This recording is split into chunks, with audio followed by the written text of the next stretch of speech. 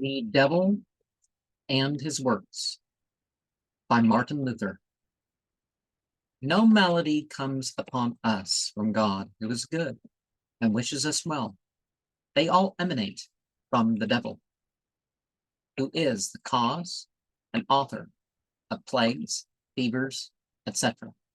When he is at work with jurisconsults, he engenders all sorts of dissensions and machinations, turning justice into injustice. Approaches he great lords, princes, kings, and gives birth to wars and massacres. Gains he access to divines, he produces the worst mischief of all, false doctrines, which seduce and ruin men's souls. God alone can check so many calamities. And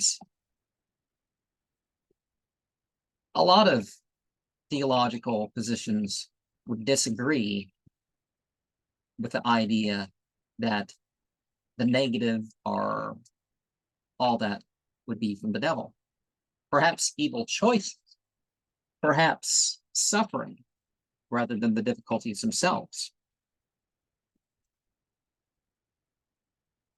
The devil vexes and harasses the workmen in the mines. He makes them think they have found fine new veins of silver, which, when they have labored and labored, turn out to be mere illusions. Even in the open day on the surface of the earth, he causes people to think they see a treasure before them, which vanishes when they would pick it up. When I was young, someone told me this story. Satan had in vain set all his craft and subtlety at work to separate a married pair that lived together in perfect harmony and love. At last, having concealed a razor under each of their pillows, he visited the husband, disguised as an old woman, and told him that his wife had formed the project of killing him. He next told the same thing to the wife. The husband, finding the razor under his wife's pillow, became furious with anger at her supposed wickedness and cut her throat. So powerful is Satan in his malice. And, well, if she found it first, wouldn't she have done the same thing, right? A pastor near Boutell came to Luther and complained that the devil tormented him without intermission. The doctor replied, "He plagues and harasses me too, but I resist him with the arms of faith. I know of one person at Magdeburg who put Satan to the rout by spitting at him, but this example is not to be lightly followed, for the devil is a presumptuous spirit and not disposed to yield. We run great risk when with him we attempt more than we can do. One man who relied implicitly on his baptism, when the devil presented himself to him, his head furnished with horns, tore off one of the horns, but another man of less faith, who attempted the same thing, was killed by the devil." Now, even in ritual, sometimes a person can spit, but it's not, you know, it's just to, clear off the tongue or the mouth of the hair or dirt or bug or whatever the deal is that may be causing the speech impediment. When I could not be rid of the devil with sentences out of the Holy Scripture, I made him often fly with jeering words. Sometimes I said unto him, "Saint Satan." Remember how some of Satan is one of the angel names in some of the angelologies. "If Christ's blood, which was shed for my sins, be not sufficient, then I desire that thou wouldst pray to God for me." While Matthew 7:21 would say that, you have to do the will of who sent Jesus. rather than just call him Lord. When he finds me idle, with nothing in hand, he is very busy, and before I am aware, he wrings from me a bitter sweat.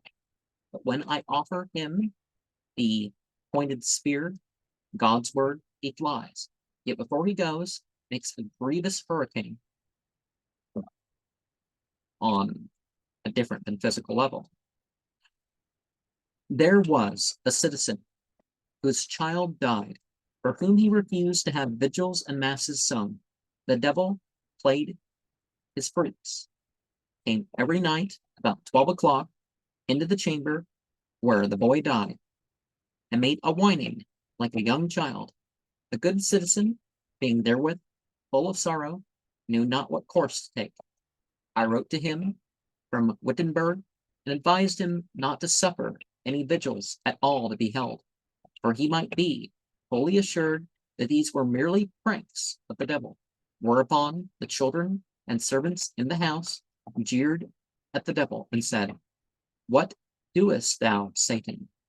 Avoid thou, cursed spirit, get thee gone to the place where thou oughtest to be, to the pit of hell." Well, not yet. They have respite, right? When the devil marked their contempt, he left off his game and soon came there no more. He is a proud spirit and cannot endure scorn. And remember, no creation is deservedly proud. At Boulberg in Thuringia, not far from Erfurt, there was a musician who gained his living by playing at merrymakings. This man came to the minister of his parish and complained that he was every day assailed by the devil, who threatened to carry him off because he had played at an unlawful marriage. The minister consoled him, prayed for him, recited to him numerous passages of scripture directed against the devil, and with some other pious men watched over the unfortunate man day and night, fastening the doors and windows so that he might not be carried off. At length, the musician said, "I feel that Satan cannot harm my soul, but he will assuredly remove my body." And that very night at 8 o'clock, through the watch, and though the watch being doubled, the devil came in the shape of furious wind, broke the windows, and carried off the musician. His body was found the next morning, stiff and black, stuck on a nut tree.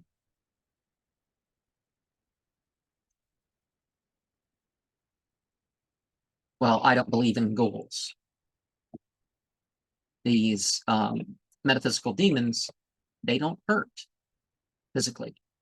They can't force you to do anything. It's your choice. So if they convince you of illusion and delusion, and you take on this illusion and delusion to the point where you psychosomatically hurt yourself, then,